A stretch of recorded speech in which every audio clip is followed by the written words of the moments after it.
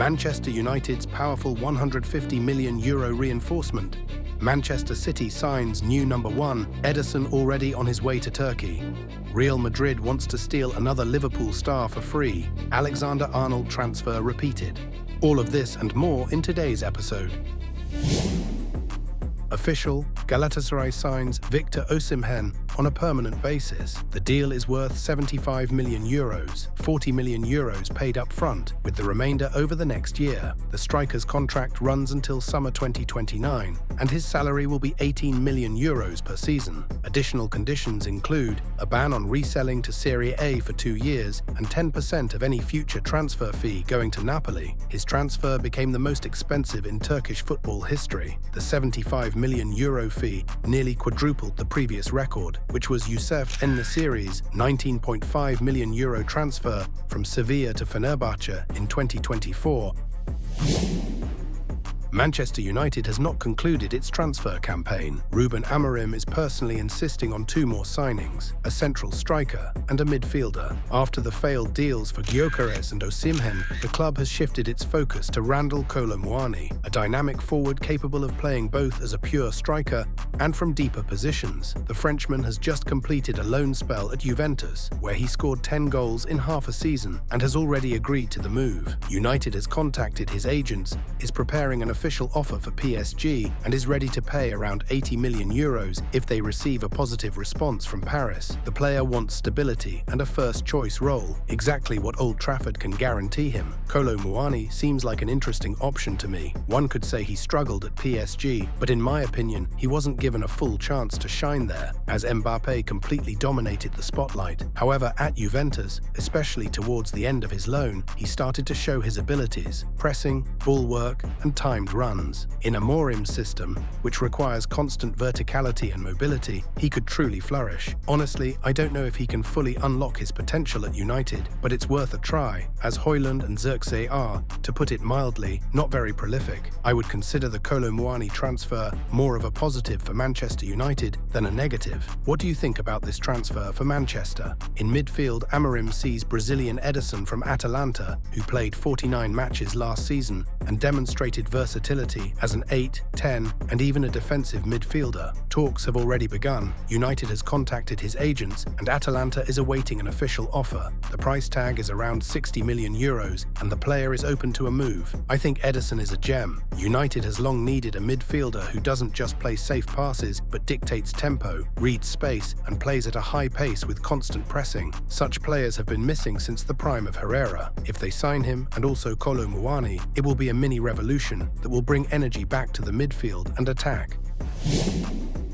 Real Madrid has intensified negotiations for the transfer of Ibrahima Konaté. The Madrid club has already opened official talks with Liverpool. The French defender's contract expires in summer 2026, and he has rejected the latest extension offer, demanding a salary of £200,000 per week. Liverpool does not want to repeat the scenario with Alexander-Arnold, whom they lost for a symbolic sum, so the club is ready to consider a sale if they cannot agree on a new contract. Real Madrid values the player at €25 million, but Liverpool wants at least €50 million.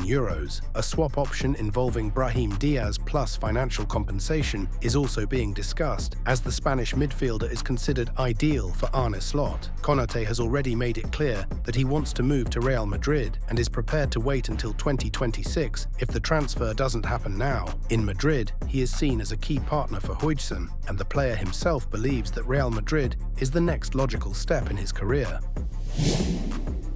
Chelsea has intensified negotiations for the transfer of Xavi Simons, and the player has already given the green light for a move to the Blues camp, with the club having already made direct contact with his representatives. Negotiations between Chelsea and RB Leipzig officially started on Tuesday, and the London club hopes to agree on the terms of the deal by early August. Simons scored 8 goals and provided 11 assists last season, and his price could be €60 to €70 million, although Leipzig is willing to lower their demands due to the absence of European European competitions. The player himself has refused to stay in the Bundesliga, and his agent is already working on a move to the Premier League. Chelsea has an abundance of attacking players, so Simon's transfer depends on sales, specifically the expected departures of João Felix and Christopher Nkunku. Incidentally, Arsenal is also interested, but Simons is not a priority for them at the moment. If Chelsea can free up space in attack, Simons could become a key playmaker in Maresca's system, playing as a number 10 or right winger. His style, technical ability, dribbling, late runs into the box fits perfectly into the club's new philosophy. Ederson is on the verge of a move to Galatasaray. Manchester City is awaiting an official offer from the Turkish club, as reported by City Extra. Negotiations with the player himself have already taken place, and Galatasaray has reached a verbal agreement with the Brazilian regarding salary and contract length. The Turkish club plans to make an open offer in the coming days. After the completion of Victor Osimhen's transfer from Napoli, the transfer fee for Ederson is expected to be around 9 to 10 million euros, and his salary, 7 million euros per season, although the player is willing to take a reduction to make the transfer happen. In turn, Manchester City has already found a replacement for Ederson and has taken the first step towards signing Diogo Costa, preparing a 60 million euro offer for Porto. Costa is the primary goalkeeper for the Portuguese national team, has a contract with Porto until 2027, and his release clause is 75 million euros. City hopes to agree on a lower sum, considering their good relationship with the player's agent, Jorge Mendes, who is already in negotiations with the club. The player has given the green light for the move and is considered an ideal option for Pep Guardiola's style: technical, calm, strong with his feet and on the line. If the transfer is completed, Costa will become the new number 1 at the Etihad for the first time since 2017. Mateo Retegui has officially become an Al-Qadsiah player. The transfer from Atalanta is valued at 65 million euros, making him the most expensive Italian footballer in history. The contract is for 3 years, and his salary will be approximately 20 million euros per season. Last season, Retegui scored 25 goals in 36 Serie A matches, becoming the league's top scorer, and this is what attracted the Saudi club. Al-Qadsiah now has one of the most prolific strikers on the continent in its squad.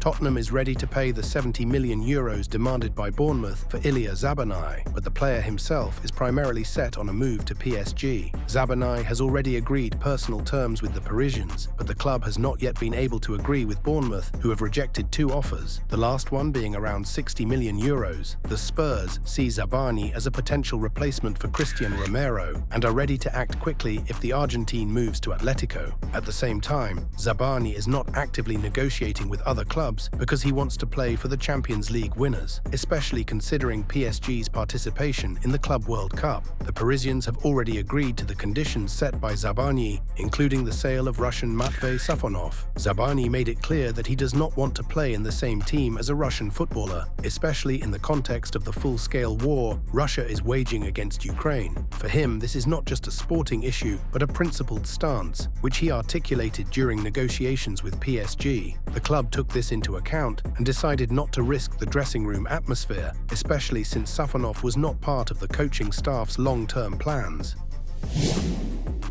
Anton Stach is practically a Leeds player. The club has agreed to the transfer from Hoffenheim for 20 million euros plus add-ons, and the player successfully passed his medical on Monday. The contract is for 4 years, and this will be his first venture outside the Bundesliga. Stach is a defensive midfielder and one of the best tacklers in Germany last season. He will join an already established group with Tanaka, Ampadu, Gruev and Longstaff, creating a physically powerful, versatile quintet for Daniel Farke. His style, aggressive pressing, tempo control, vertical passes, fits perfectly into Leeds' new model after their promotion to the Premier League. Stach is expected to join the team in Germany this week, where Leeds is holding closed friendly matches before returning to England.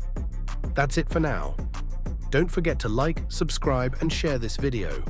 Keep watching for more football action and have a wonderful day.